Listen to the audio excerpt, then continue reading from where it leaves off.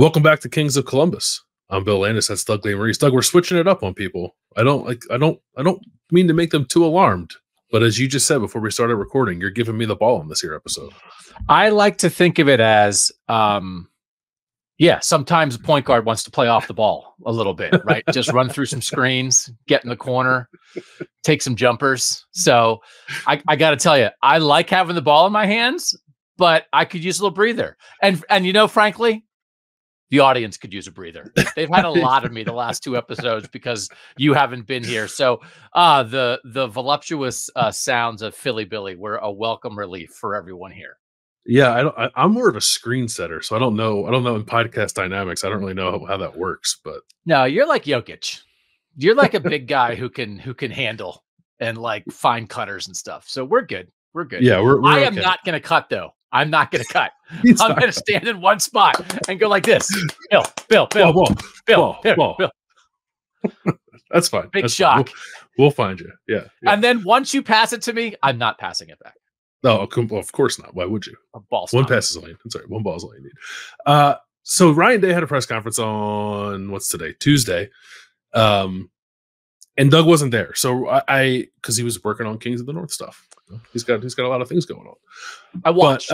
You watched.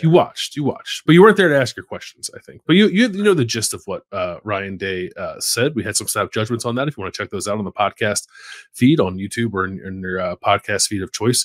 But I developed a couple of takeaways, I think, from what we heard from Ryan Day. So I think what we're going to do in this episode is I'm going to throw some of them Doug's way to kind of see whether or not he agrees or disagrees, whether or not we're kind of on the same page with stuff. And then at the end, we'll do Whatcha Watching, what you thinking, what you eating. So the first thing, Doug, which I don't think we've talked about on Kings of Columbus, we've certainly talked about it a lot on the podcast feed on, dailies and snap judgments and those things, is Tony Alford leaving Ohio State for Michigan. And Ryan Day was asked a couple different questions about it on Tuesday and frankly did not give a whole lot of information about it. Like they're in the process of finding his replacement. He's interviewing people. He has interviewed people. He's going to interview people.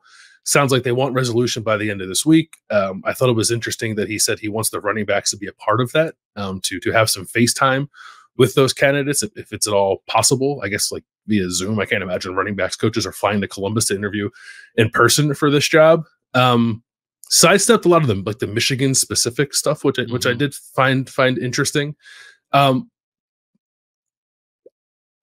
Aside from like the Ohio State coach leaving for Michigan, huge deal.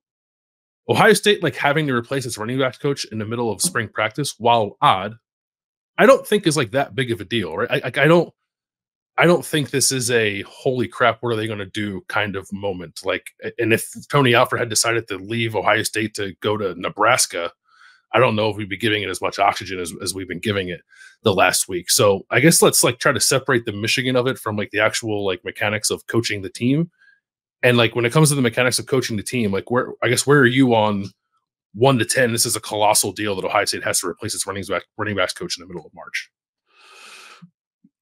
Probably a 4, right? Yeah. And that idea. But it was one of those, again, of like, what a wonderful time for Ryan Day to not be in charge of the offense. Yeah. Because when he was like, I'm the running back coach. And it's like, oh, how is it that you can do that? Because you are not single-handedly running every single offensive meeting. Okay, great. So I thought like that was sort of like the whole point. And it feels like to me, and I'm trying to think of specific examples, and I don't know that there is one, but it feels like to me like the kind of thing that like Kirby Smart would do. It's like, hey, did you hear Georgia's tight ends coach left? What happened? Kirby Smart coached tight ends for 10 days and loved it. Hey, what did you hear what happened at Bama a couple years ago? Their safeties coach got wooed away. What happened? Nick Saban got back in the DB room and took over and loved it. Like that. Chip Kelly said it. Yeah. Their quarterbacks coach at UCLA left during bowl season. What happened? Chip Kelly became a position coach again. But you have to have flexibility and freedom and not the entire burden of the whole team and the whole offense on your shoulders to allow you to do that. So that was maybe my favorite part of it, of like, this is what happens when you hire someone like Chip Kelly and you're able to pass that off. And so then the rest of it, and again, it's one of those things at Ohio State, it's like, well, what are you going to do? It's like, I don't know, every running backs coach in the country is a candidate? Like, is that not true? Every single running backs coach except Tony Alford. Although, frankly, if Ryan Day was like, Tony, he might come back. So I don't know about that one, but yeah. Like so that part of it, and that's one of those positions, not to diminish running backs, but when you have veteran guys like that, and Travion Henderson knows how to get a handoff and hit a hole, and so does Quinshon Judkins. So they'll be good. And I don't think, I think always weird timing. The worst part about weird timing is, does it limit your candidate pool? But with what Ohio State is and what Ohio State pays and the opportunity that Ohio State provides, I do not think the candidate pool is limited. No, it doesn't seem like it is. We've talked about some of the names, like, Robert Gillespie at Alabama is one.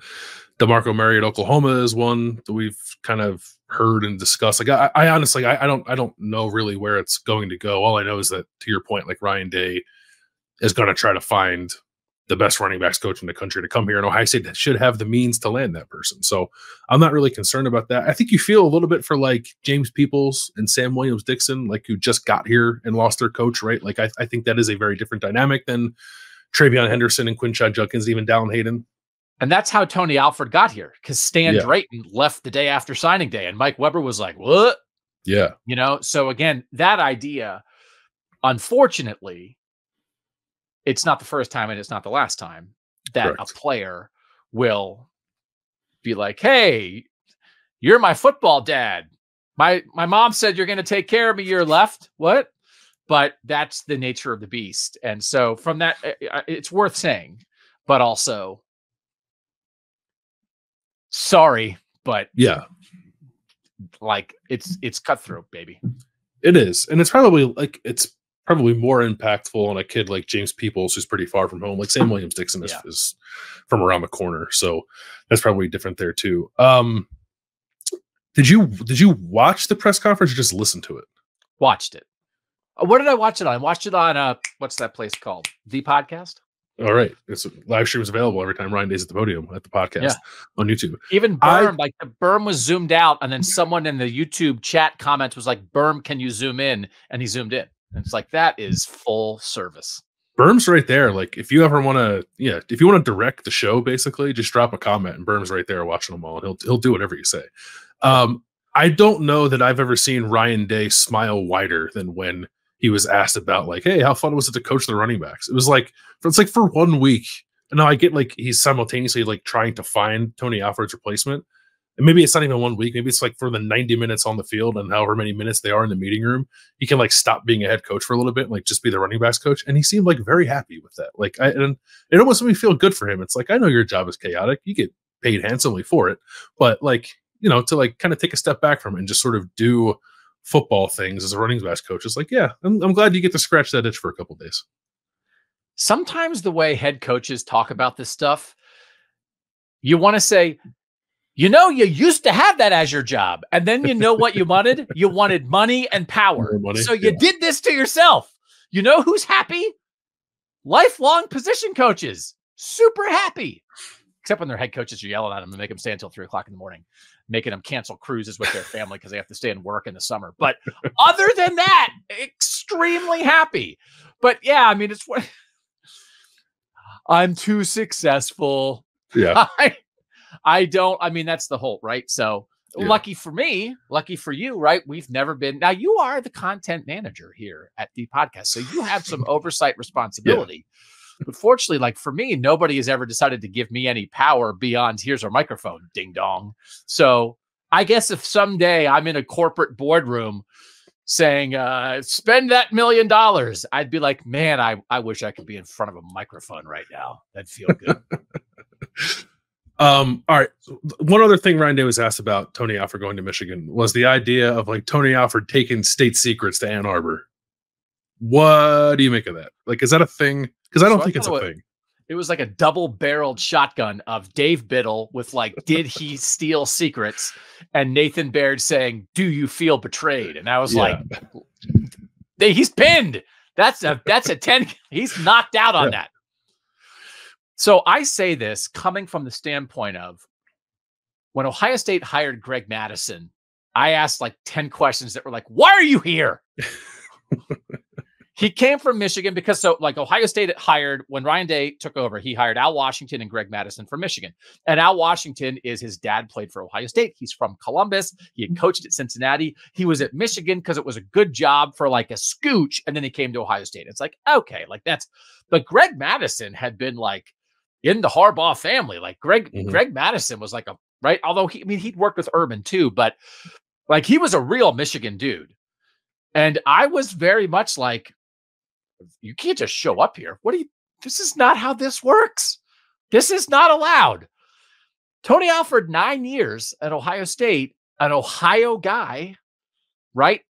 Like Earl Bruce at Colorado State. Like this is like, there are a lot of connections here. So I think that's real. I do. Like I do. I sometimes I think I don't want to be on the record as saying like people or anybody can go overboard with the Ohio State-Michigan rivalry. Yeah. So I'm not saying that. Please don't clip that out. Mike's going to clip that out and be like, this is what Doug said. Put that out. We'll jack up the views. Sometimes on Kings of Columbus, like if Berm comes in with a show, like Berm's talking recruiting and he puts it too close to our show, Kings of Columbus gets squashed. Me saying people go overboard on the rivalry through the roof. So maybe keep that in.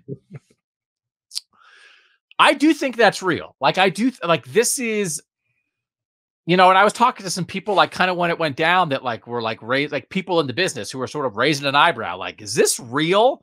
I do think there are some people. Let me ask you this. Do you believe there are some people who coached and or played at Ohio State who would not take a job at Michigan no matter how good it was? Yes. I think the majority of people who are involved on it on either side, and honestly, probably a little more on the Ohio State side, would never take a job at the other school. Especially that's not a promotion. Yeah. Unless, and I think we're parsing here a little bit, like, right, run game coordinator. Would it feel like maybe Tony Alford believes he will have more input and responsibility, even if it's really still a position coach job? So I think that's something. And I don't think it means that like Tony Alford is a spy and like a bad person, but I think he, in that situation, allowed himself to do something that not everybody in the same situation would have been able to do or have chosen to do. Or they say, well, there's 132 teams I'd go work for, but there's one I wouldn't. But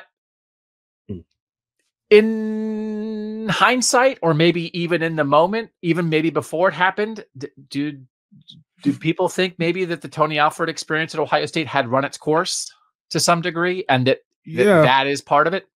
I mean, 9 years is a long time, and it certainly wasn't 9 years of awesomeness, right? There were some excellent years in there, but there were some years where the running back position was not as good as it should be. Definitely some recruiting cycles where Ohio State didn't get the players it should have gotten. So like I don't think Tony Alford leaves like with an A grade from his time at Ohio State. And if you don't have an A and you've been around for that long, then maybe it has run its course a little bit. I also think Tony Alford too, like very clearly wants to be a head coach, has like, harbored those aspirations for a long time. And I do wonder if you try a couple times and you don't get a head coaching job, do you feel like you need to branch out a little more, get more responsibility, to your point, and maybe you become a more attractive head coaching candidate? I don't know. Like, I haven't talked to Tony Alford to know what his motivations are. I don't know when Tony Alford will talk to reporters about that and how open he will be willing to be if and when he does. So I don't want to say that like that was his motivation for leaving, when like a lot, honestly, like it kind of feels a little bit vindictive to me. It's like if the writing was on the wall a little bit that like Ohio State at least had been pondering of running backs coach change and ultimately decided not to do it. But then Tony Alford like gets this opportunity from the rival that, comes with more money, more responsibility, more guarantees in the contract. Like, I don't know, some degree of it feels spiteful to me to like say, yes, I'm going to go do that right now. So I was just double checking here, and I think people know that I did a big story on Tony, or maybe they don't know. It's like, oh, people read everything I've ever written, so everybody knows this. 2 Father's Days ago, when I was at Cleveland.com, I did a really big story on Tony Alford and his family and the people he had been a father figure to in his life. It was like I was taking my daughter on a college tour, like right before I was writing it. And we were in Williamsburg, Virginia, because we were visiting William and Mary. And we were in like an old, like blacksmith shop or whatever. And like J.K. Dobbins called me because I'd been trying to get J.K. Dobbins to talk about Tony Alford. And I had to like leave the blacksmith shop and go out in the old backyard to talk to J.K. Dobbins for the story. So anyway, his youngest child is a senior in high school and is going to play football at Butler next year. And once the nest is empty, all bets are off. So Tony Alford is in his mid-50s, I think. I think a couple years ago, he was very interested in the Colorado State head coaching job. I don't think he got a ton of consideration for it. And now once you have raised your children, and now you're back to the point of like, okay, like this is maybe my last chance to sort of focus on my career. And where am I? Am I positioned to ever get a head coaching job with where I am, especially in a world where you're the running backs coach, but Justin Fry has had a lot of run game responsibility. Kevin Wilson previously had a lot of run game responsibility. Kevin Wilson leaves. And then now Chip Kelly's here. And Chip Kelly, all we talk about since Chip Kelly got here is Chip Kelly in the run game. And I think it feels like I'm not going to get more responsibility. I'm not going to get more input. That's not going to help me get a head coaching job. Have I plateaued here? And he also didn't get an extension. He was one of 2 and I'm sure you guys talked about that. Didn't have an extension, which is sort of wasn't an alert, but raised the eyebrow a little bit. Sure. So in that world where you don't have to worry about moving your kids when they're in high school, now you say, how can I get where I ultimately want to go? This is my last shot. It's a little bit why I took this job. It's your last shot to try to maybe try something. And the national champs want to hire you. Like, I think in that situation, I don't think it's that Tony Alford didn't think the rivalry is serious and didn't, dislike Michigan when he was here or maybe his whole life. But now in this situation, it's Tony time. It's Tony and his wife. It's their time, right? The kids are raised. The kids are out of the house. They're the national champs, and maybe initially, right? So maybe there's if you think maybe it's a little bit of like, I don't know if spiteful is quite the right word, but like, hey, Ohio State's not giving me anything more, right? So okay, well, these guys, the national champs that have beaten Ohio State 3 straight times, they want to give me more. Okay, so I think there's a lot of factors at play that go into it, and I think it's absolutely appropriate for Ohio State fans to be upset. If Ohio State fans like dead to me, I get it, but I think he knows that, but he decided it's worth it to take this shot because you only have so many opportunities in your career. Yeah, I wonder. I wonder what the sentiment among players is, because it was interesting to me. Like, there were some players on Twitter who like tweeted like eyeball emojis or tweeted some stuff, but I like nobody in the running back room did. And like that, like guys on the roster can say that. I know that Tony Alford had relationships with guys outside of the running backs. He was like an area recruiter from Northeast Ohio. I think he had pretty strong relationships with a lot of guys outside of his room. I think G. Scott and Tony are G. Scott tight. For sure. Yeah, definitely. So like I wonder how that weighed on him at all when he was like making the decision. Yeah. I guess my point of view on it is like, I probably would agree with him that he probably plateaued at Ohio State. I think it actually makes sense to want to go find a new opportunity. It's hard to turn down the national champs. I understand that, but like Michigan, like you couldn't go through this year, had a really good year with Travion Henderson and Quinshon Judkins, and then like go literally anywhere else after the season if you thought you had plateaued at Ohio State. Like, that's the part to me. It's like a little, I don't know. And I think that's right. And I do wonder, and there was some good discussion with Ryan Day about like, hey, if you wanted Chip Kelly so much, why did you give it to Bill O'Brien first? When Bill O'Brien got hired here, we weren't talking about the run game. We were talking about Bill O'Brien, the quarterback guy, right? So I even wonder, right? It's like, if you're thinking about it, I mean, he had to have been thinking about it, right? Has my time run its course here? And then Chip Kelly, and it's like, why the timing here? Then Chip Kelly comes in, and it's like, okay, so now, because really, I think there had been a real division of labor in that offensive room of like, it's kind of like the passing game guys and the running game guys. And again, Kevin Wilson was more the running game guy. He was gone last year, but Justin Fry was the running game guy. I don't know. And that, but now you're adding Chip Kelly, and it's like now, okay. So I do think that may have contributed to the timing. And maybe if Bill O'Brien was the OC, maybe Tony wouldn't have left. So, and this is not, I've tried to talk to Tony. I've not talked to Tony since this happened. So this is not like, I'm not secretly saying what he said. So just theorizing about stuff, but absolutely appropriate for Ohio State fans to be super ticked. So yeah. And Ryan Day 2B2, even if he didn't necessarily wear that emotion on his sleeve on Tuesday. What do you think about, right? The implication from people is like, did he know he was going to Michigan while he was still in the building at Ohio State? And was he like running around like in a spy movie, right?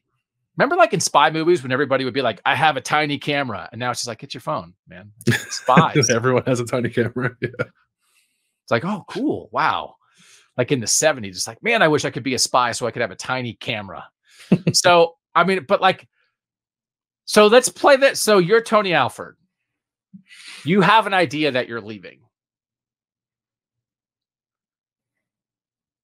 Would you tell Michigan everything you know about Ohio State? Or would you ward off part of your knowledge? Not that you would even say to Michigan, I'm not going to tell you everything I know. But if they said like, hey, what about that? You'd be like, I don't, you know? Like, would you feel any guilt about your inside knowledge of Ohio State even helping Michigan 1%? Or would it be like, they're paying me now, they get it all? Yeah, no, I think I would say they're paying me now, they get everything I know. I am now, my job is to now help Michigan win football games. So whatever I can do to do that, I'm going to do. And I would hope that would be Ohio. I hope that would be Ohio State fans' expectation if the roles were reversed, right? Yeah, no, I guess. Yeah. Greg Madison, why are you here? What are you feeding the Harbaughs? It's kind of how I was. So yeah, but I guess the question is like how much of an impact does it actually have? Because I do think we tend to overstate like the uniqueness of how like people watch the games, they know what you want to run. Like Chip Kelly, yes, he's here and he's changing some things, and Tony Alford definitely got a whiff of that in the short time that they worked together. But like Ryan Day said on Tuesday, like there's a lot that Chip does that Ohio State has not even gotten close to putting in yet that it will put in by the end of the year or by the end of the spring and throughout the summer and into the fall. So it's not like Chip Kelly to walk in and pass out like here's the offense to everybody, and then Tony Alford's taking that with him to Ann Arbor. Like so, right. There are probably some things that I actually think it's probably more personnel related. It's like Tony Alford can tell Michigan's coaching staff, like, this guy can't do this, this, and this. Like, if you attack him this way, there's nothing you can do about it, like that kind of stuff. But like in terms of like plays, it's like we all watch the games. We know what plays you're going to run. I mean, and Ryan Day basically said that. It's like Ryan Day kind of said the game's in November. We're going to have played 11 games between now and then. You watch them on TV, you have a really good idea. It's not like teams send spies into stadiums or have them on sidelines to try to steal information from people. No, I mean, there's no need to even do that because you can just watch on TV and you learn everything you need to know. So can you imagine? Oh my God, that'd be so funny if a team like had a spy in the stadium. I'm going to go spy on my opponent, watch all their games. So weird. Yeah. They had like glasses that had a camera in them. That'd be crazy. What if this is like Scooby-Doo and like at Tony Alford's introductory news conference at Michigan, he's going to pull off his face and he'll be Connor Stallions. He was Connor the whole time. Possible. I think it's possible. Non-zero chance that Tony Alford was Connor Stallions this whole time. He's a good guy. That's the thing. He develops really good relationship with his players. And I think Tony's like a really good guy. And it's funny, like you said, his grade for here, it's like, I think his grade was like, it's like on his report card, it'd be like 1 year, A. Next year, C-. C, yeah. Next year, A. So it's like, it probably like averaged out to a B. I'm not sure he was ever a B. I think he was either like an A or a C, kind of like in recruiting and in coaching, right? I mean, because there have been some times when the running back situation at Ohio State has been a little iffy for it being Ohio State. And there have been times when it's like, my goodness, they've got some dudes there. So it was an interesting run for sure. Yeah, it was. All right, we'll end that discussion there, I guess. It's like I can't. It'll come back up certainly in November when Ohio State's gearing up for that game. And if we talk to some of the running backs in the spring, we'll certainly talk about that too. And in the meantime, we're waiting to see who Ryan Day hires. But it did kind of feel to me like he expects to have resolution there by the end of this week. I don't know if that means that person will be on the job next week, but I think we'll have a name by the end of this week, and then we'll see how the timing shakes out there. Right. We'll take a break, and then we come back. I got some offensive line questions for Doug. We'll do that next on Kings of Columbus. Back on Kings of Columbus. I'm Bill. That's Doug. Doug, we're doing a bracket pool. Is that for our tech subscribers? And tell the folks about that. It's only the tech subscribers. Yeah. So if you want to get in now, 614-662-4509, get in there, say, hey, I didn't get the bracket, and we'll try to get it to you. But yeah, we decided to do that for the people who are paying extra money. Yeah. Yeah. And you can prove that you know more about college basketball than we do, which is very easy because we don't know anything about college basketball. And then the winner gets to come on the show. That's the plan, right? Come on this show, help shape the topic, and yell at us. Yeah. Mostly yell at me. You did that in the past on Buckeye Talk, right? Because we did it on 4 to 6 with A&B when I was with RE2. It was always fun to have just inject a random person there and see where the show would go. So if you want to do that, become a tech subscriber. Join the I guess you don't have much time because the tournament starts on Thursday.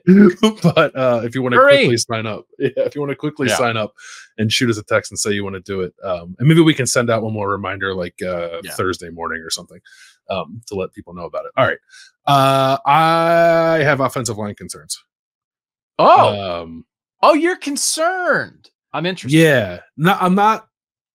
Here's the thing. I don't want to talk out of both sides of my mouth here because I've said on dailies and snap judgments, and I think on this show too, that I think it is perfectly reasonable and possible that the answer to Ohio State finding its best offensive line, like the answers are already on the roster. But I thought there would be more of a comprehensive / open search for those answers within the roster. And now I kind of feel like there's not. I kind of feel like they just want Josh Fryar to be the right tackle and Luke Montgomery to be the right guard. And I don't know how much competition is actually going to be there based off what Ryan Day said on Tuesday. When I asked him about, I said, like, I'm just trying to figure out what you guys are thinking about the right side of the offensive line. And he expanded upon like Josh Fryar having a really good offseason. They wanted to carry that through these 15 practices. They really want him to take that tackle job. And I don't know how much they're going to look at him at guard. And I don't know how much they're going to look at Luke Montgomery at tackle. And I don't know how much of a look Tegra Tshabola is going to get if both those two guys ahead of him are kind of locked into those spots. So I'm a little, I guess I'm like concerned about the process. Not necessarily that it'll yield bad results, because I think we do need to give guys a little bit of space to like show that they can actually improve. And when I say that, I am talking about Josh Fryar. But I thought the best path toward Ohio State, like finding its best five, was to basically just like open the door for anybody to go win the job on the right side of the offensive line. And now I feel like they're not doing that. Do you think I'm overreacting? You did not take the read away from Day as it's Luke Montgomery versus Tegra Tshabola, and depending who wins will determine where Frier plays.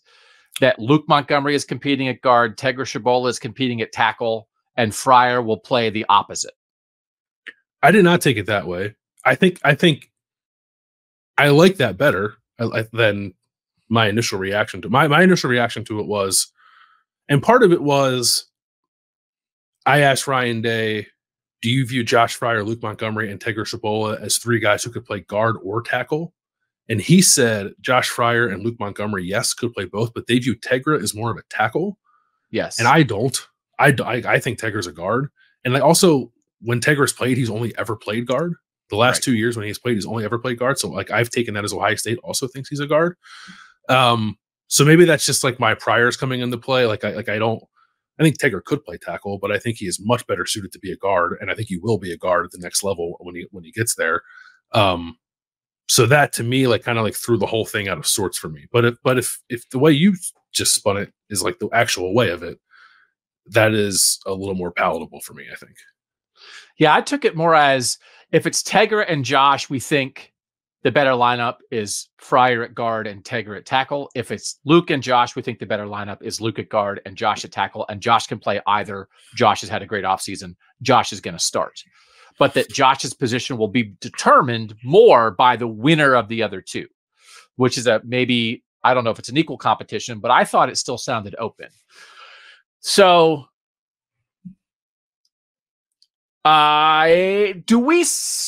what makes you think a guy is a guard versus a tackle? Is it just length? Is it like wingspan and height? And if they have enough of that, they're a tackle, and if they're not, they're a guard. How does athleticism factor in? How do you consider it? Yeah, it's not like athleticism is probably too broad of a term, because like, I don't know, Wyatt Davis is really athletic, but I don't know that he could play tackle, right? So I think it's length, yes, and I think it's like foot speed / like ability to like mirror really speedy pass rushers, right? Like I think that's where Josh Fryar to me got into some trouble. Is like when the guy across from him was just like faster than him. And granted, most really good defensive ends are faster than most really good defensive tackle or offensive tackles, but it's the anticipation and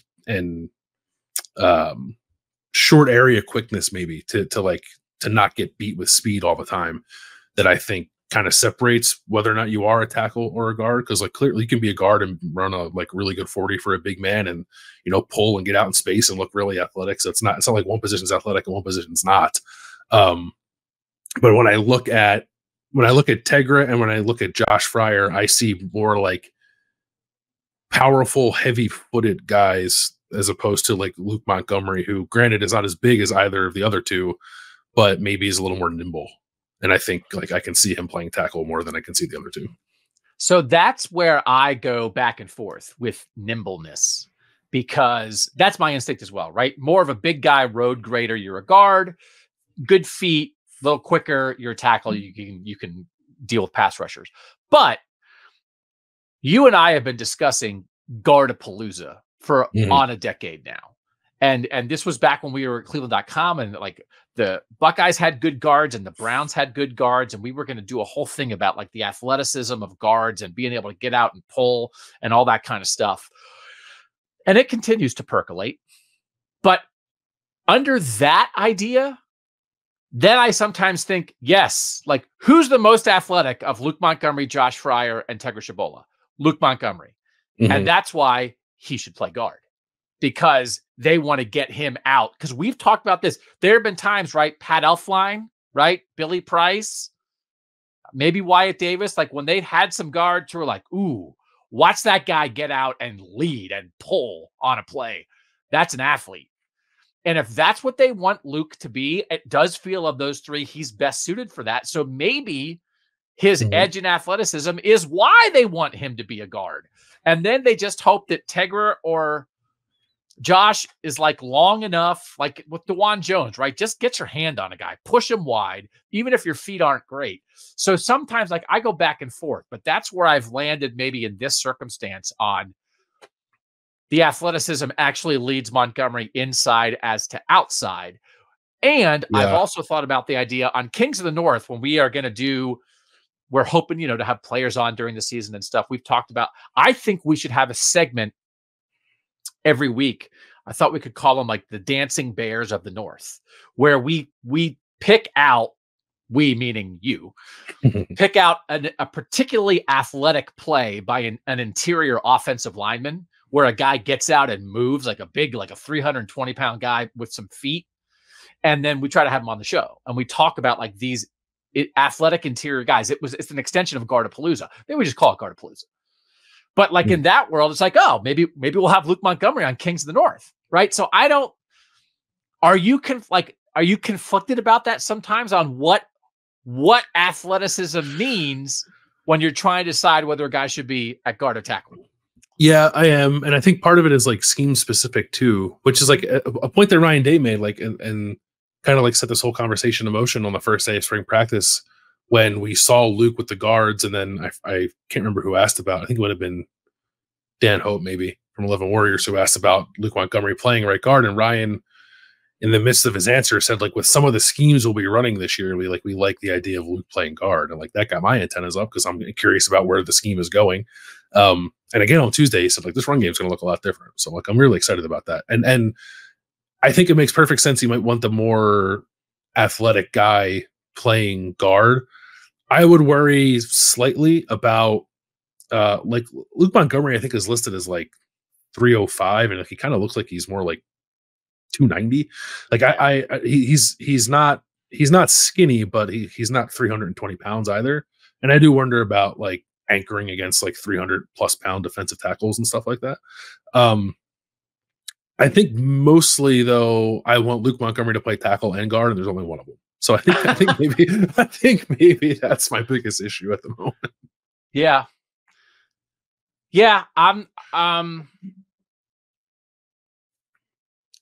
a year ago when we had the tackle freak out preseason show, I was more freaking out about. No, who was I freaking out about? You were freaking about Josh Simmons.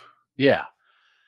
And then like Simmons, right, with the athleticism, and he did kind of make the adjustment from the Mountain West and maybe wasn't great, but showed more things. And Frier started out good and then maybe tailed off in the second half of the year. There is a part of me, like, for a place like Ohio State, where it's like, hey, your tackles were, like, I guess, serviceable last year. So what's the plan? Run it back. That's like, okay, well, like that, yeah, they're better. That maybe that shouldn't be the plan. Is that part of it for you at all? That, like, for real, like the offensive line, I think we're also trying to figure out, if you have a veteran center as opposed to a young center, how much does that change the whole entire offensive line as well? Yeah. But like, if this comes back, I was going to say, but it'll be 2 new starters. Because, right, what's Hinsman going to do? Hinsman's not going to start, right? Is he going to be the swing interior guy, 6th guy? I think that is his best case scenario. Unless they get to the summer and think, like, we got to play him at right guard. But I don't. Okay. When I asked Ryan Day with the right side of the offensive line, he did not mention Carson Hinsman's name. Yeah. So. Okay.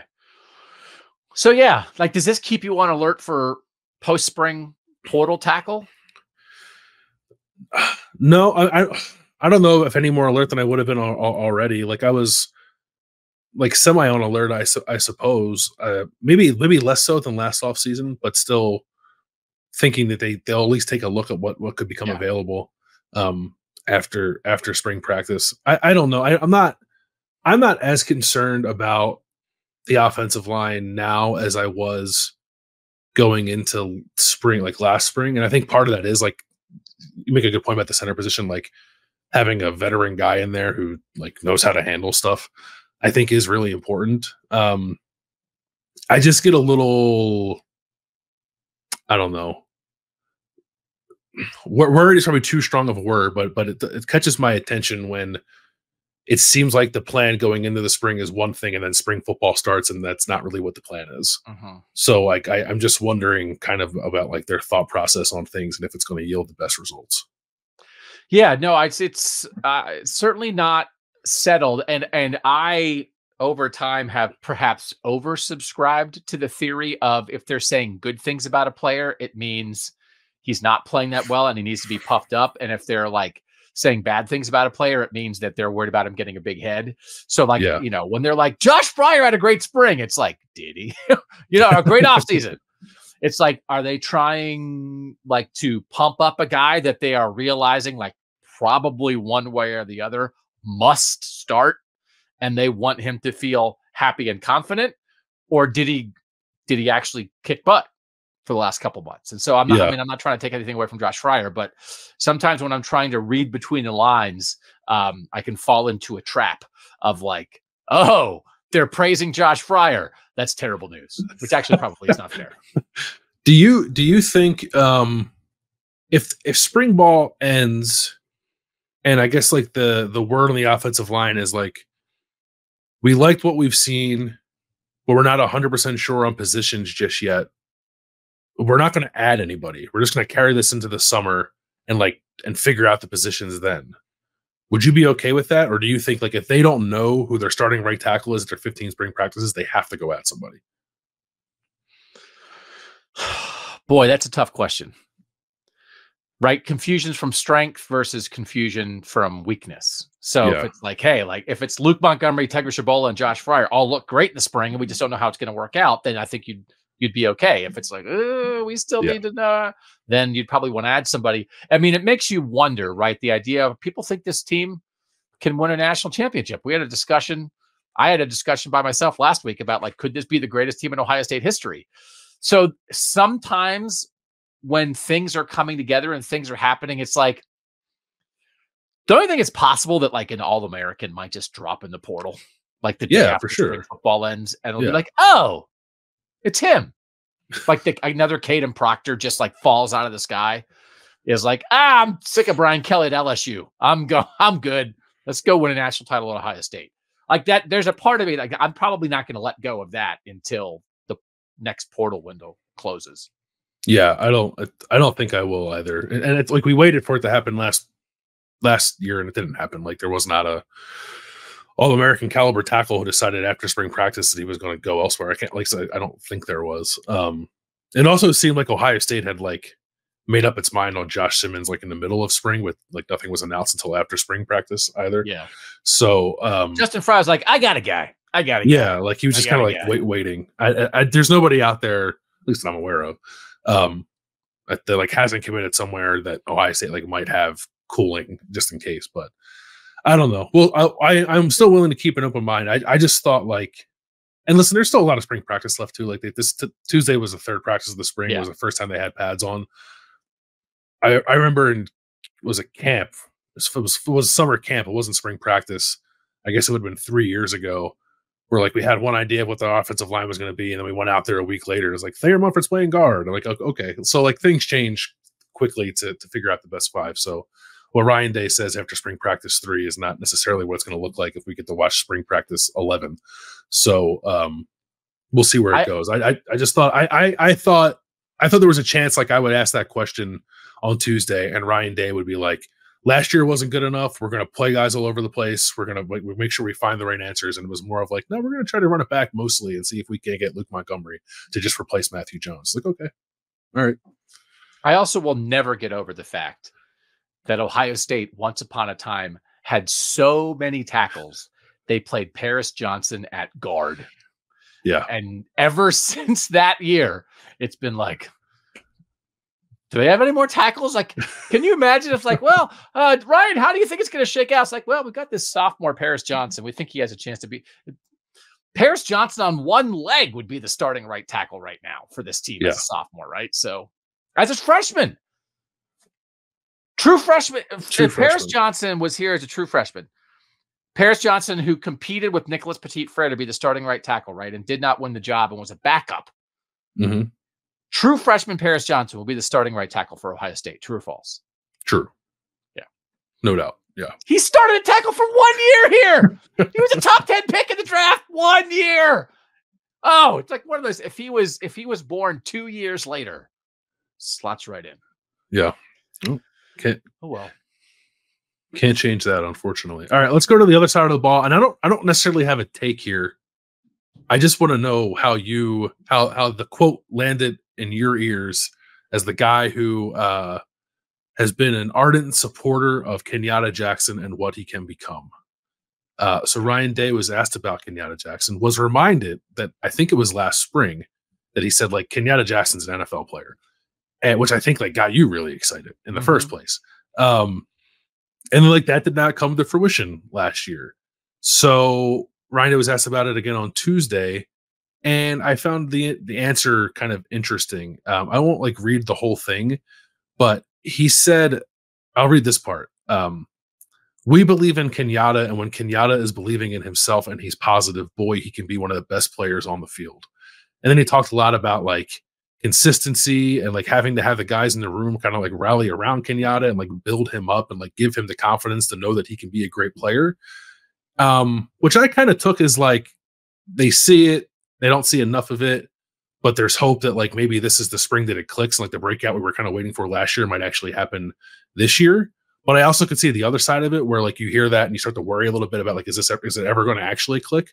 So I'm like wondering maybe on which side of the scale you ended up on hearing what Ryan Day said about Kenyatta on Tuesday. Yeah, right. So Urban's the one who said, and I have stuck to it ever since, like the first 2 years are on the coaches, the third year's on the player, right? So this is the third year for Kenyatta. But whenever I hear stuff like that, all I think is, that's coaching. Oh, you have a good player who needs support and encouragement and needs to be consistent. Oh, I wonder what you could do. Could you coach him? So to me, like that's the whole thing. The guy's got the tools. He doesn't know how to use them. And by the way, he's been absolutely blocked by 5-stars. And there are times in situations like this where I fear that coaches can let,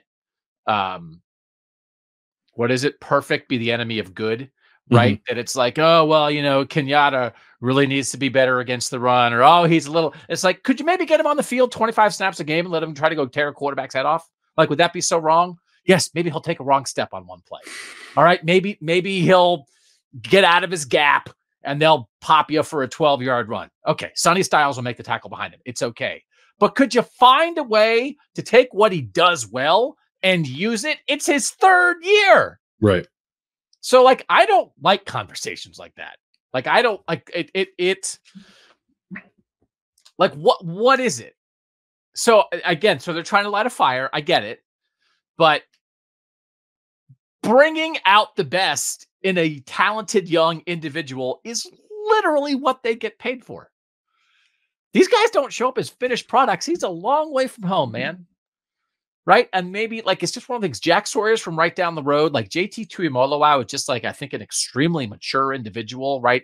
Kenyatta Jackson, I think, probably looks like a normal kid from Florida who came up here and, like, has not gotten on the field for 2 years. Coach him up. Yeah. Find what he does well and use it. So I'm happy that he's here. Once Jack and JT announced they were staying for this season, I would have, it's like, well, I was said, well, one of the costs of that is going to be that Kenyatta Jackson is going to leave. Because how can Kenyatta Jackson live in a world where he's at Ohio State for 3 years and doesn't play? Right? That's ridiculous. I think with some of the natural ability that guy has. So, if a guy's like not doing what he's supposed to do and he doesn't make it, then I get that that's on the player. But if there's no indication of that, and it's just like maybe a guy who just needs a little bit of a lift in order to use his infinite skills, then I think there's like millions of dollars of paychecks in that building to make that happen. So make it happen. Like, make it happen. And like, and again, to run down, this is even like, I mean, to compare him to like Baron Browning, who they never used correctly, right? I mean, Baron Browning was on the field a ton more than Kenyatta Jackson's been on the field so far, and obviously different positions, but I just like a guy, like a talented guy that's like, what are you doing? So I just thought when he said that last year, and some of the brief looks we got in practice, he bends the edge, I think, differently than anybody else on this roster. He bends the edge like an NFL guy. He has that pass rusher flexibility that I think Jack and JT are just different types of players. So, like, how that's not part of a Rushman package this year, I'd be dumbfounded. Get JT inside, get Jack and Kenyatta on the edge, and like, let's see what we're gonna do here. So I'm frustrated by the comment today, I think, in the end. I wondered, I thought you might be, which is why I wanted to bring it up. And I don't know, like I am probably erring on the side of like, oh, I think this means that he's like ready to finally do it this year. But then you ask yourself, like, how, like, where's the opportunity going to present itself based off how they used the defensive line last year? It's like, and we've talked about this, right? Like, I felt last year like there was an overcorrection to too much defensive line rotation that came at the expense of guys like Kenyatta Jackson playing more than they should have. And I hope that they notice that too, so that doesn't happen this year. And Kenyatta and Caden Curry and, Hero Canoe and Kaden McDonald, all these young defensive linemen can play a little more, because I think if you're going to win a national championship and an expanded playoff, you're going to need more than 4 defensive linemen who know how to play and know how to play well. But I also wonder, like, if, like, for guys like Kenyatta and Caden Curry, like, if you almost like do too much damage already. And I'm talking about like just like confidence. Like, it's not, I don't think it's a skill set issue. Like, it's here, like what you said, like, I don't think it's, he doesn't have the talent to play at Ohio State. I don't think it's, he doesn't handle his business in every other aspect to get on the field. I think it's kind of what Ryan Day said, which seems to be like, the confidence in your own ability to develop the consistency as a player that Ohio State is looking for. But I don't know, like, is confidence a thing that like must come from the player only? Like, to your, like, I think it's on the coaching staff, right, to like kind of build that up and foster it. Is it not? And maybe, I don't know, maybe they've not done a tremendous job of doing that by, I don't know, limiting opportunities for guys like Kenyatta. And that's one of those where, I mean, I think there are some guys that are easier to coach. Like, is it that hard to coach JT Tuimoloau? Right? Like, he's just ready to go and he acts like he's 25. Is it hard to coach Jack Sawyer, who's from down the street and has wanted to be a Buckeye since he was 1 year old? I did a story, like, and it feels like not that long ago, but it's a very long time ago now, that like Larry Johnson, when he was at a point that's like, maybe would he think about retiring? The idea of the story was like Tyquan Lewis was the guy that sort of like Larry Johnson was waiting around for. That, like, and he's from North Carolina, Kenyatta's from Florida, but like a guy from the South, a little bit far away from home, who kind of needed somebody. And Larry Johnson helped mold Tyquan Lewis into a Big Ten Defensive Lineman of the Year and a second-round pick, and an NFL player, right? And so, but that was a while ago. And so this is one of those, again, it's like, this is I think like this is the real nitty gritty coaching stuff where, and again, I think, for instance, I think Tony Alford was very good at this kind of thing. Like, there's a guy in your room who's talented, who's maybe not getting on the field, and I'm going to put my arm around him. I'm going to get in his ear and I'm going to tell him how we're going to make it okay and why I believe in him and why I'm here for him. And I'm not saying Larry Johnson isn't doing that, but I'm saying that's a requirement at a place like this. And so whatever's happening, if they're talking about a world where we haven't seen everything Kenyatta Jackson can be, then if that's not happening, then coaching has to be part of the reason. So I hope it happens. And this probably deserves a deeper investigation. So people coming later this week on Kings of the North, our second show this week on Kings of the North will be our second mega spring preview. And Ohio State was part of our first spring preview because they started spring practice earlier. Michigan's part of the second spring preview. So I was going through all the teams and I was going through all the snaps for Michigan last year. Michigan played like 16 or 17 guys on defense, like practically the same amount. They use so many guys on the defensive line. They use multiple linebackers. They use multiple safeties. They really had a depth of guys that they had like 17 defensive players that mattered. And I think last year Ohio State had like 13 defensive players that mattered, right? So there's something to be learned from that. And I think it would help Ohio State this year. And I don't know that we've had this huge conversation yet. 17 game playoff, 16 game playoff. Like, that's an extra like 6 weeks of football. Yep. You're going to need it even more. So they have to play more guys. And as you said, it kind of swung too far the other way. Everybody thought Larry Johnson played the backups too much. Now, last year he didn't play him at all. They have to get Kenyatta Jackson and Caden Curry involved for the good of the player, for the good of the team, and to make sure that Jack Sawyer and JT Tuimoloau don't drop over from exhaustion in the national title game. Yeah, there's a way, because there's a question I think that needs to be asked of Ryan Day and Larry Johnson and probably Jim Knowles too. But I think that question like needs to come with data. So like I think you need to like tell them like, hey, you guys were the only team in the Power 5 that played, 4 defensive linemen 500 plus snaps or whatever. Like, and I'm making that up sort of on the top of my head, but I also wouldn't be surprised if that was the case. So like a comparison of how much Ohio State played its top 4 defensive linemen last year compared to whatever the teams in playoff contention, the top 15 teams in the country. Like, I think they have to be an outlier in how much they relied on a select handful of guys. And I do think it impacted them at the end. Like, I think like the end of the Michigan game getting run on a little bit, at the end of the Cotton Bowl getting run on a little bit. Like, you can only hold up for so long, I think, when you're playing defensive linemen in particular, that many snaps. So I think it's like a necessary component of Ohio State's championship push this year. It's like they have to have good defensive line depth, but then they have to play it. It can't just be there and talk about something down the road that's going to be good for the program. Like, it has to be good for the program this year. So, and I think those are questions maybe we can ask later on in spring to get a better idea of how they're feeling about that. Let's take another break. We'll come back. We'll talk about special teams, talk about Jim Tressel, and then we'll do Whatcha Watching, Whatcha Eating, What You Thinking on Kings of Columbus. We're back on Kings of Columbus. Doug, the name of Jim Tressel was invoked on Tuesday. And you you are the man who put out into the world Jim Tressel, like culture coach for Ohio State, especially in this world where the Michigan rivalry has turned in the wrong way for Ohio State.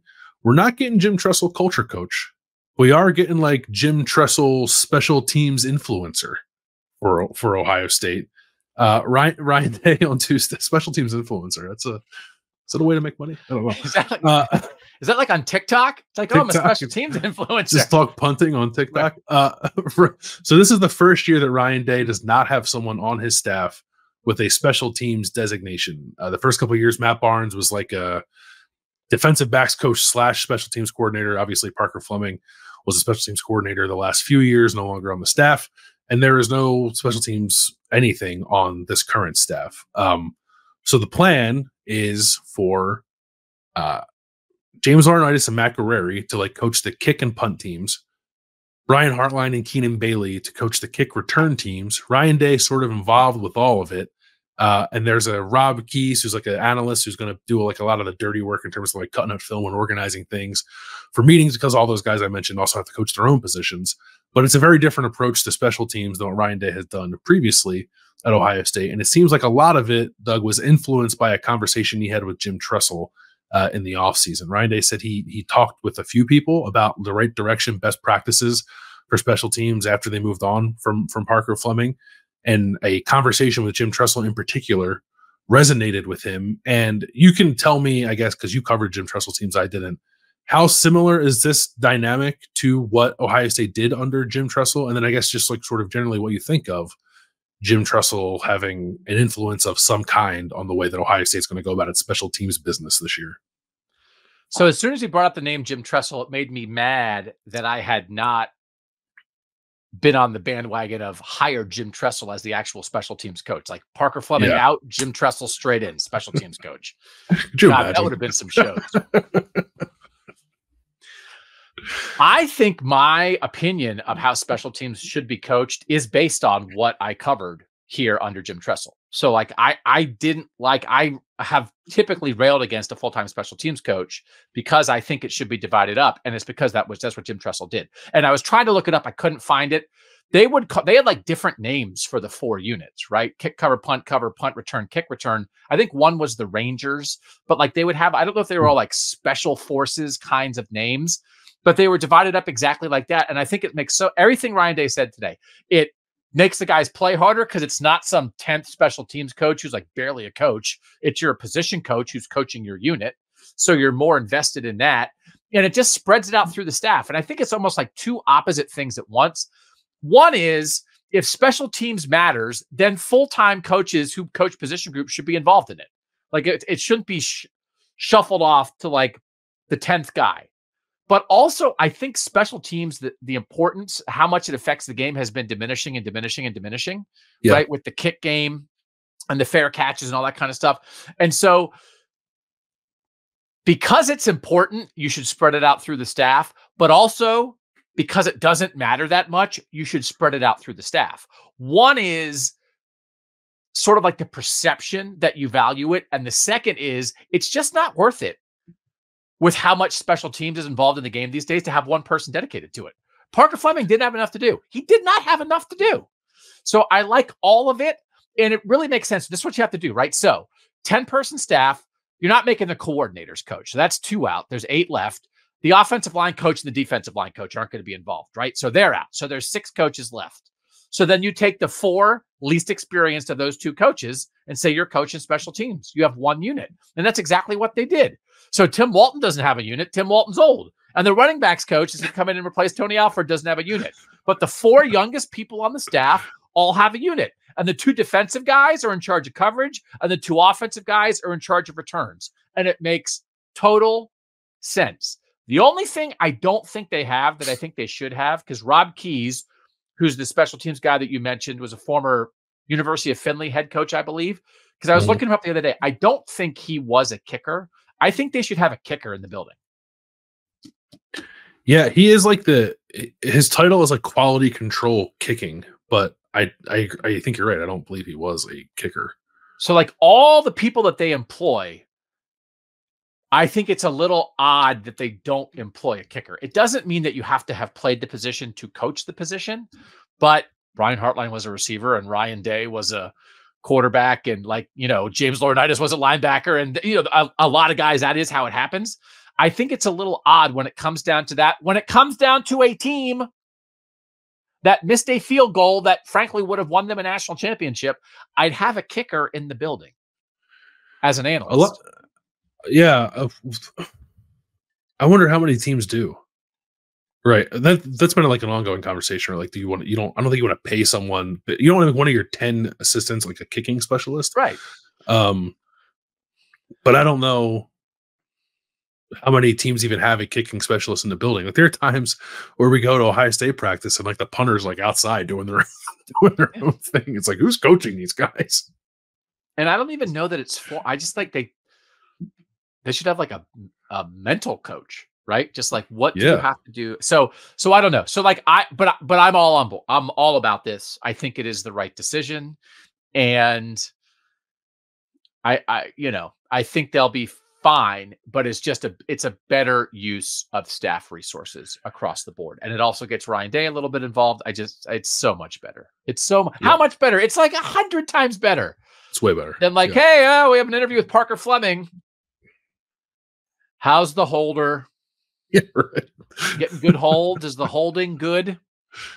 How's the long snapping? Is he snapping it to the guy? Is it a crisp snap? Is the snap crisp? Also, remember how your unit lost them games single-handedly? How was that? So, I mean, it's just like, it's insane. Yeah. Special teams coach. Are you kidding me? And again, to have a special teams coach who's not a special teams expert. Right. Oh, but yeah, I thought it was great. But are you also implying that Ryan Day should and or will call Jim Tressel more? And it starts off by talking about special teams, and then Tress is like, now that we've ended our special teams discussion, let me tell you what I used to do Michigan week, right? Like that. Yeah, no, for real. Like I don't know, like putting myself in Ryan Day's shoes, like it's a unique situation to like take over for Urban Meyer and like be like an Ohio outsider and like try to like cultivate your own thing. So if there was like some hesitancy to like call Jim Tressel to like pick his brain on stuff, like I would almost understand that. But he's going into year 6. He should be comfortable now in his standing. And I think, you should use that resource. If you have Tress's phone number and he wants to talk ball and he wants to talk Michigan, absolutely do it. Tress and Urban both used to have Earl Bruce come in and talk Michigan week. And Jim Tressel, at the very least, Jim Tressel and possibly Jim Tressel and Urban Meyer should be in the Woody talking to the Ohio State football team and firing them up during Michigan week. I don't even think it's disputed. And Tress, when he was here, when they redid the Woody, when like Jim Tressel fundraised and like kind of redid the Woody himself, and I think they're probably about to do like another Woody Hayes Athletic Center renovation. And one of Tress's big things was he had an office for former coaches. He had like an Earl Bruce office and a John Cooper office. Now that Jim Tressel is no longer the president of Youngstown State University, Jim Tressel should have an office in the Woody. And he should be invited to come sit in that office whenever he wants to. But during Michigan week, he should be in that office every day. And they can pay him $100 a week to do it. And I am 0% kidding. I am absolutely for serious about this. Because it doesn't, in my mind, like it doesn't undermine Ryan Day, right? Ryan Day is an excellent football coach. It enhances the importance of the week. It's like, it's Michigan week. We're bringing in Jim Tressel.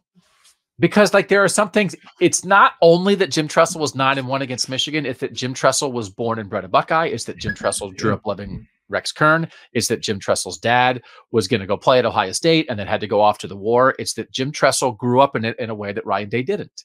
And it's not for Ryan Day. It's for the players. It's to help the players understand. And if it's 1%, that it helps them play better against Michigan, great. If it's 0%, it helps introduce 20-year-old current players to a guy who won the national championship in 2002 and can tell you Maurice Claret stories And yeah, when he stripped Sean Taylor, and by the way, I was 9-1 against Michigan, and wasn't it crazy? And holy moly, let me tell you about what James Laurinaitis and Brian Hartline were like when they were playing here. Like I don't know why it hasn't happened yet, but I think Jim Tressel should be a part of this program. Not every day, but like an identifiable, possibly on the staff directory when you go to the website. But if not that, he should be in the building Michigan week. Yeah. It is interesting to me that by far the most visible former coach is John Cooper. Like he's in there all the time. It's like, can we get the guys who beat Michigan in the building? And like where you live is where you live, right? John Cooper lives here. Urban and Jim Tressel don't, but maybe not the worst idea in the world to have those guys around for that week in particular. And I think, and like Tress is one of those guys. Tress picks up the phone, right? I mean, like, not that he's especially now. Tress picks up the phone. Yeah. So, he's got nothing else going on. He'd probably jump with a chance. And the idea, I do think it like that he has 2 former players, and more than that, right? There are other guys like staffers and stuff I think who played for Tress, but like the James Laurinaitis and Brian Hartline now, who love him, are integral parts of your staff. I just think it should happen. But I just think from a special team standpoint, I think it's the right plan, but I loved the phone call, and it makes me wonder how many times has Ryan Day picked up the phone and called Jim Tressel before this for anything. Yeah. What an incredible resource for Ryan Day, right? To have if assuming he takes advantage of it. Like I don't know how often he does either. Tress has been around some, like he's been at the coaches clinic a couple times, I think. And like, Ryan Day, I think, is part of that when guys like Tress show up for things like that. But yeah, I don't know. Does Ryan Day have like a standing phone call with Tress every week to talk about ball, and should he if he doesn't? I don't. Would they like it to be a podcast on the podcast network? Talking ball with Tress and Day. Isn't this so weird? The Tress Way, right? Tress Way is the actual guy who was an NFL punter. If there's a guy named Tress Day, that'd be crazy. Yeah. Although the Tress Way is basically punting.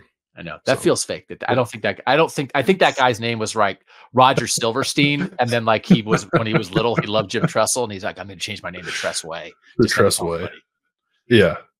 So no, it was good. I think I also liked it was inadvertent shade, I think, thrown Parker Fleming's way, but when Ryan Day was like describing the dynamic of having assistant coaches coach special teams, he's like, players really want to impress their position coach and they want to impress the offensive and defense coordinator and the head coach. And like, when it gets to the special teams coordinator, maybe they care a little less about impressing that guy. So they don't play quite as hard on special teams. It's like, yeah, I bet that's true. All right, but then don't you want to shout out whenever Ryan Day is talking like that? Just shout out, you hired him. Yeah. Yes. Parker Fleming didn't just show up and start going to work. Somebody said, here's your paycheck. I pick you. Ryan. Yeah, Ryan, real quick. I've never done this before. It's fine, Parker. It's fine. It'll be fine. Yeah. What could go wrong? Oh, now I feel like, Mike, can we run the montage of special teams mistakes over the last 3 years? What could go wrong? Let's play. What's that song? Yakety Yakety Sax. Play that in the background. Boom, boom, boom. Yeah, great. All right. Let's do some Whatcha Watching, what you eating, what you thinking here on Kings of Columbus. I don't usually get to tee this up, Doug. You usually tee this up, so we'll start with you. Yeah. What you watching? What am I watching? So there's an author that I like who writes suburban mysteries called Harlan Coben. He's very popular. And then Netflix has made a bunch of his novels into miniseries.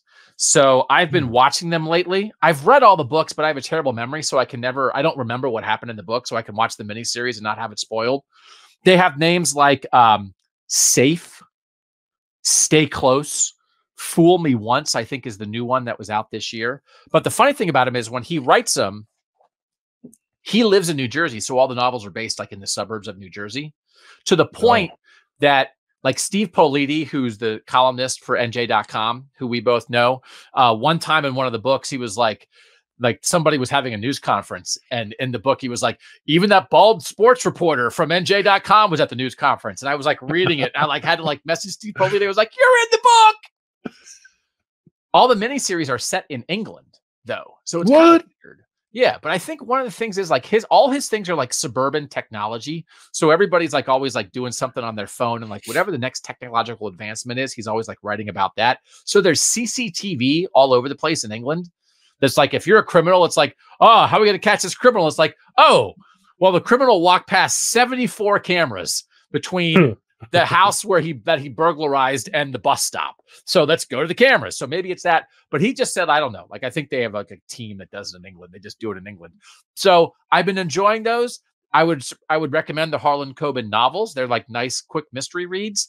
And I like them because they're things that are about like, hey, somebody was like the treasurer for the youth soccer team, and then they embezzled money and got murdered. And I'm like, I could do that. Yeah. Like, I like reading things that's like, oh yeah, no, I would embezzle from somebody and get murdered. That sounds very realistic to me. So if you're a suburban person just kind of bopping around in your life, I would read the books and or watch all these series on Netflix. But the only thing is, sometimes I say things on here and everybody's like, yes, Doug, we know. And the English, that when they're in Britain for the miniseries, and I was watching another British show, it feels like in British English, all the words that we say with a long A, they say with a short A, and vice versa. So it's very annoying. Like, there was a different show. They were saying cicada instead of cicada. Mm-hmm. The whole time. It was driving me crazy. They said cicada 75 times in one episode. And I was like, why isn't this in America? But anyway, if you can get past the differences in how they say their A's, I've been watching the Harlan Coben miniseries, all on Netflix. I have a lot of questions about why they would move it from suburban New Jersey to England. Yeah. Very similar. Odd. New Jersey is the England of America. Everybody very cultured. That is true. Very cultured. What am I watching? We're a big Jeopardy house. Are you a big Jeopardy house? No, not anymore. I don't want to think. Really? Oh, that's fair. I like it because it like makes me like, for a half hour every day, I can think about something that's like not Ohio State football. So yes. So we watch. Oh, we should do Ohio State football Jeopardy on this show. Good idea. Sorry. We actually should. Actually, let's write that down. Mike, please make a note of that. It's Tournament of Champions season on Jeopardy, and they've tweaked it in a way that I really like. At least I think they have. I don't want to be wrong on this. I think I'm correct that they had like the celebrity Jeopardy winner as part of the Tournament of Champions. They had like the teen Jeopardy winner as like go through the same competition as everybody else. Normally it's just like the people who have won like regular Jeopardy are get to be part of it. But the celebrity guy like actually won a couple games. I think it might have gotten to the semifinals. The teen kid, I think, actually did okay in his particular game, even though he didn't win. But the thing that I like most about it, and I believe I have this right. It used to be like the finals where I think you played 2 games, and over the course of those 2 games, just whoever won the most money was the champion. Yeah. And now it's a best of 7. They've sportsified it. Yeah. So it's like the 3 contestants just play, and the first person to win 3 games is the Tournament of Champions winner. So right now, it also makes it kind of feel like it's rigged because it's like, oh, it's 2-2-1, I think, right now, and it's like, of course, like they're going to go to game 7, like of course, right. Like so, but it does make it more exciting, and like stretches it out a little longer. I don't like Tournament of Champions Jeopardy so much because the questions are harder, and like I don't know the answers, and I feel less smart. But I do like the new format as a pretty regular Jeopardy watcher. I like that they opened it up to more people, and I like that they tweak the way that they determine the champion. I think it's a better way to go about it. My favorite thing about Jeopardy is like when they have like sports categories and they're like, this Baltimore Ravens quarterback is a 2-time NFL MVP. And people are buzzing in and saying like Babe Ruth. And it's like, you stupid eggheads. You moron. Smart people are weird. Have you ever thought about have you ever tried out for Jeopardy or tried to? I've done the online quiz a couple times. I've never gotten past like just doing that. I think my wife did. I think my wife got like to the phone interview portion of it one time.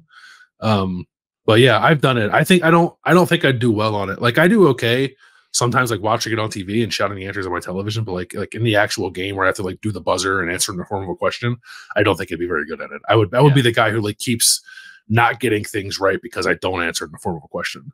Oh, that'd be fun. They give you like one. They give you one of those, and then after that, it's like no, you don't get to keep doing it. So yeah. I also miss like Dan Patrick used to host Sports Jeopardy, and it like lasted like 2 years, and they got rid of it. And I thought it was really good. Sports Jeopardy would be good. Yeah. They should bring that back. Yeah. We'll bring it back. We'll bring back. Buy the rights. That's right. What are you eating? So you have put frozen pizza in my head so much. My thing's a frozen pizza thing too. Nice. It's all you talk about. Like, and now when I go to the grocery store, I'm just like in the frozen pizza aisle, just thinking of you. I saw the Wisconsin brick cheese pizza the other day, and I was like, oh, it exists. He wasn't lying. But here's what happened the other day. Very serious. I'm at the store. DiGiorno's buy one get one free. So I got two. I bring them home. But are you? How much do you take into account? Like, do you have room in your freezer for a giant frozen pizza? Like, is that a major consideration for you, or do you have a giant freezer? It is a consideration. It's less of a consideration because we bought like a separate. When we had the baby, we bought like a separate smaller freezer, so we have more freezer space than we used to. Okay. But it's still a consideration, yeah, because those boxes are big and freezers. Yeah, they are big. We used to have a deep freeze in the basement, and then like for a week, one time, we were like coming in our house and be like, man, our house smells weird. Oh, well. And then like we went down to the basement like a week later and the freezer had died and there was just rotten meat everywhere. I was like, oh, maybe we should have figured that out a little bit faster. So we don't have the deep freeze anymore. So I'm always cognizant of like frozen pizza space. Mm-hmm. So the other night I buy the frozen pizzas. I think I got a good deal. But then my daughter is like, has a friend over, is like, hey, can you get us a pizza? So then I'm running out and I just run out and get a Little Caesars, and a Little Caesars pizza is $6.79. And a Little Caesars is not far from my house. It doesn't take up any space in my freezer. It is literally cheaper than a frozen pizza. So when I'm buying a Little Caesars pizza, which I think is a fine quality pizza, especially for the price, it makes me think, why would I ever buy a frozen pizza again when these people are ready to make me a pizza that I don't have to store for less than $7? I think it's fair. Do you feel that, frozen pizza guru, or do you actually want a frozen pizza? So it's complicated because like if it was just me, I think I'd be okay with that. But I don't know that I could get the entire household on board with buying a Little C's. Okay. But I think Little Caesars is pretty good for what it costs, like you said. Yeah. There is not one convenient to where I live though. Okay. That's also part of it. But I don't besmirch the name of Little Caesars at all. Like when I had my first job as a sports writer and I was living in Carlisle, Pennsylvania and making $12 an hour, I swung through the hot and ready drive-through window quite a bit. So like the holds a spot in my heart for sure. You know who's gonna love Little Caesars? Your little guy. Just wait. Yeah. You have to ask your wife. How did it get so big, Little Caesars? Before he and I can split a Little Caesars for dinner. It's like, you're on your own. Yeah. The little guy and I are splitting Little Caesars. That's right. Mine was a frozen pizza. I took a flight with the Red Baron the other day and it was good. The four cheese Red Baron, which I usually go pepperoni. But we went with the 4 cheese this time. And it's just, I think if you combine like what it costs and what you get for the cost, I think it's the best value going in frozen pizza. Like there, you can pay a little more to get a little more quality for sure. But if you like, if there are tiers and there's like a Tombstone, DiGiorno, or Red Baron kind of tier in terms of price point, Red Baron outshines them all. And it was nice to be reminded of that because I hadn't had one in a while. So that's because sometimes when I'm at the store and thinking of you in the frozen pizza aisle, and I'm looking and I'm thinking that frozen pizza is $13.79. How is that possible? How can it be worth it? But if we're dancing on the dance floor like $4 frozen pizzas, then I'm all for it, right? So yeah, this feels like something we could do, but I'm also convinced that you and Ari already did it on your show. The pyramid of frozen pizzas based on quality and price, like you already have gone over that. We would be repeating ourselves if we did that. We have not done that, but I will say this. If we do it, we have to include Ari because if we don't, they'll come and murder both of us. Yeah, no, you're right. Okay. 28 frozen pizza brands. Here's the pyramid. 4-hour show. Yeah. It's good. I look forward to it. What are you thinking? So, you know how, do you ever experience this where you think something and then you think to yourself, my God, I'm an idiot. But then you put it in a Google search and it comes up and you realize other people have thought that too. And it soothes you. Oh And yeah, you're not yeah. the first dumb person in the history of the world to think that. So I was just thinking, I've been thinking about this for a while because I've been eating a lot of nuts lately. So I Clip that, Googled Mike. the other. Mike, click that.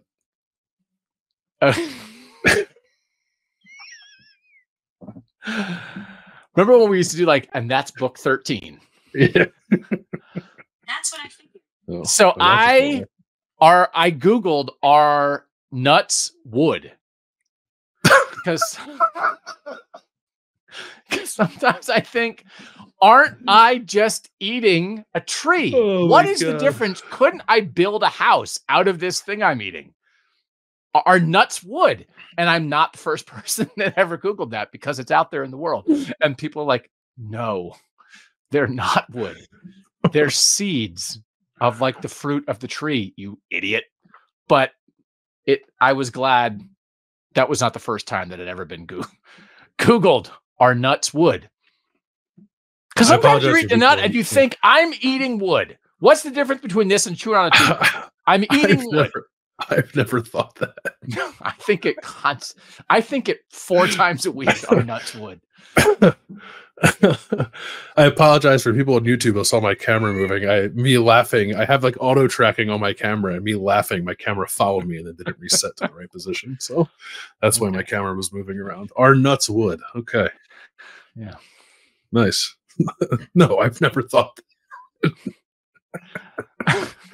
Was the answer no? No.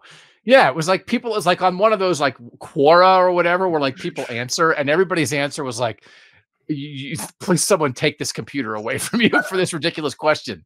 But again, somebody else asked it. Wasn't only me. Yeah. I don't have anything nearly that good about what I'm thinking. This is so it's like March Madness time. We mentioned we're doing a bracket. Become a texter, join the bracket. I like didn't cover college basketball this year, like at all, for the first time in, I don't know, 7 or so years. So like I'm kind of flying blind, filling out my bracket, and it feels good. It feels good to not like overthink it. Like I feel like I've tried to like be like, oh, I'm a smart sports writer. I do this for a living. I'm going to put a lot of thought and detail into how I pick my bracket. And my bracket's always terrible. And this year I've not done that. I just went on vibes as I filled it out, and I'm excited to see. I'm excited to see how that plays out. As someone who is now a college basketball dummy. I don't know. How would I express it? If you compare college basketball and what it was like when I was young and then when you were young, right? I can remember where I was when Christian Laettner hit the shot and that kind of thing. And then even to where Ohio State basketball was 12, 15 years ago, and what it is now. I don't want to be myopic, like only through the Ohio State lens, but I don't know that it's a terrible lens. And it's just like, man, it's really quite a different sport. So I actually am it feels a little weird to me, like how few college basketball players I know. Right. Yeah. And like that idea of like, even like, I don't know who the Kentucky players are. I don't know who the Duke players are. I don't know who the UConn players are. And part of it is because it's not my job anymore either. So I understand that. But also I felt like, well, once upon a time, even if it wasn't my job, you knew who the 10 best men's college basketball players were. And like, other than Zach Edey, like, I don't know that right now. So, but I know Caitlin Clark. So like, I mean, like when everybody talks, I was like, hey, Caitlin Clark is the most popular college basketball player, regardless of gender. It's like, yeah, no, she certainly is to me. So, but I also, on the other end of that, I know much less about the men than I've ever known. I think I watched the women's bracket reveal for the first, I know I watched it. I don't think I watched it. I know I watched it. I think it was the first time I ever watched it because I was sort of curious. Part of it was Ohio State. I wanted to see like where Ohio State has a 2, what one they got, but also between South Carolina and LSU and Iowa. And like some of these teams, it's like I know more about the women's tournament than I've ever known, and I know less about the men's tournament than I've ever known. And I feel like that is not unique to people around Ohio State, and it's not unique to sports writers. Yeah, I filled out a women's bracket like for the first time too this year. Like I wanted out of my way to do that because I just like find it more interesting. I don't know. Maybe it is like Caitlin Clark and Ohio State being good. And like, obviously I'm still in that sphere, even if I don't cover it, but like going through the women's bracket, which like, I don't really know anything about women's basketball either, but like the handful of games, like there were a handful of games in the filling at the women's bracket. I was like, oh, that's gonna be really fun if that happens. Where like the men's bracket is like, I have no idea. I don't know. Maybe Baylor versus Creighton will be a great game, but I know nothing about either of those teams other than who their coaches are. So there was a weird dynamic, but I'm excited for the women's tournament. I actually think Ohio State got a pretty good draw, right? They don't have to, they wouldn't see South Carolina until the national championship. So, and like UConn is like in their region, but UConn's kind of banged up. LSU is also in their region, or is the LSU opposite? LSU's with Iowa. LSU, oh right, LSU Iowa would be like their Final Four opponent if Ohio State got that far. I think is the way it's set up. Yeah, and as our producer Mike Yostowski points out, women's Final Four is in Cleveland. So like the idea that with where women's college basketball is right now, that it's going to be in this state, and people, you know, if you want to go watch Caitlin Clark or South Carolina try to finish off an undefeated season. I mean, if we were doing a draft right now, right, of like best college basketball coaches, you'd take Dawn Staley #1, right? Like, not even joking. I want Dawn Staley to coach the Sixers. Yeah. So I mean, like, Dawn Staley is awesome, and obviously Gino RM is still around, and like Lisa Bluter at Iowa is like a monster. She's been doing it for 25 years. I mean, I did the show the other day. Like, Iowa State has like a 30-year women's basketball coach who's made the tournament 22 times. Kim Mulkey at LSU, obviously. Like, there are great coaches on both sides of it, obviously. But yeah, I'm going to be watching some women's tournament games for sure. But yeah, I don't know. And I actually am going to, my daughter, as people know, is a student at Northwestern, and she is a huge basketball fan. So we are going to Brooklyn to watch Northwestern in the tournament. That's where they ended up. And so they're playing at Barclays Center? Yes, playing at Barclays Center. They play Final Four participant Florida Atlantic in the first round, and the winner gets UConn. So, that's awesome. Yeah. Are you going to go? Do you have tickets for both sessions? Like, are you going to go no matter what, even if Northwestern doesn't win their first game? So we're going to go to both sessions on the first day because the other two big seeds in Brooklyn are Duke and Wisconsin. So we think those will be good games too. But we won't stay for the Sunday game if Northwestern loses. Have you ever gone to the tournament as a non-media member before? I took my daughter when it was in Columbus, like maybe 6 years ago. I think Grant Williams was playing for Tennessee. That was a good game there. Like, there were some good games. Yeah. I mean, like, it's like plop her down and let her watch 4 live basketball games in one day. She could not be happier.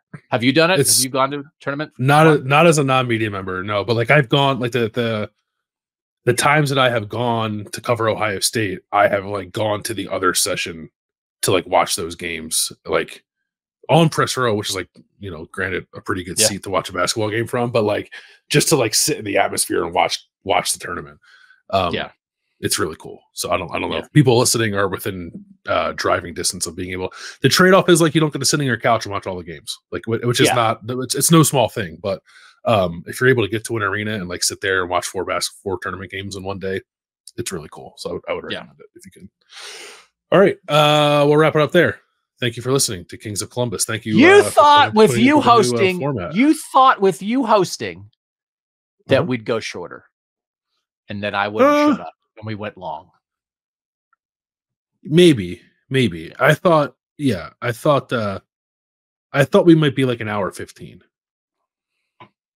So like not like a 45-minute show, but you know, a little shorter. So I got time here. I can close this in under 90 minutes. Nice. We got plenty of time. All right.